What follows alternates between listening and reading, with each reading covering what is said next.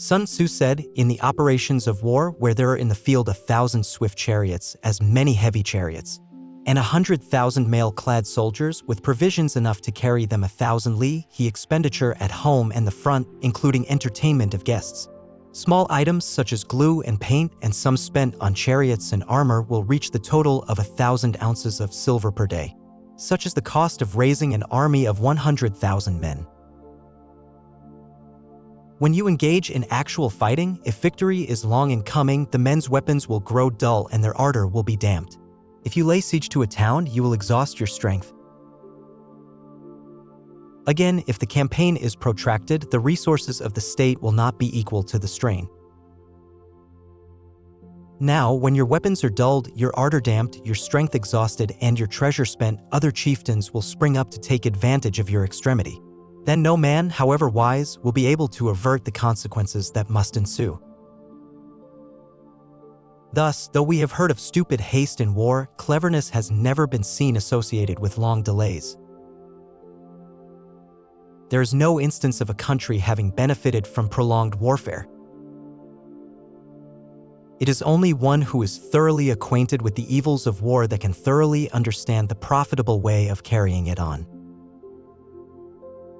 The skillful soldier does not raise a second levy, neither are his supply wagons loaded more than twice.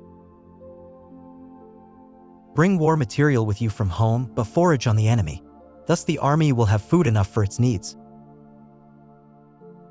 The poverty of the state exchequer causes an army to be maintained by contributions from a distance. Contributing to maintaining an army at a distance causes the people to be impoverished. On the other hand, the proximity of an army causes prices to go up, and high prices cause the people's substance to be drained away. When their substance is drained away, the peasantry will be afflicted by heavy exactions.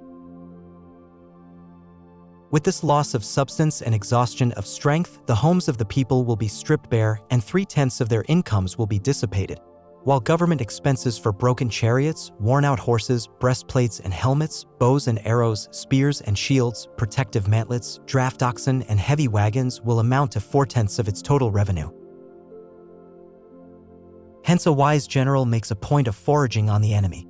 1 cartload of the enemy's provisions is equivalent to 20 of one's own, and likewise, a single pickle of his provender is equivalent to 20 from one's store.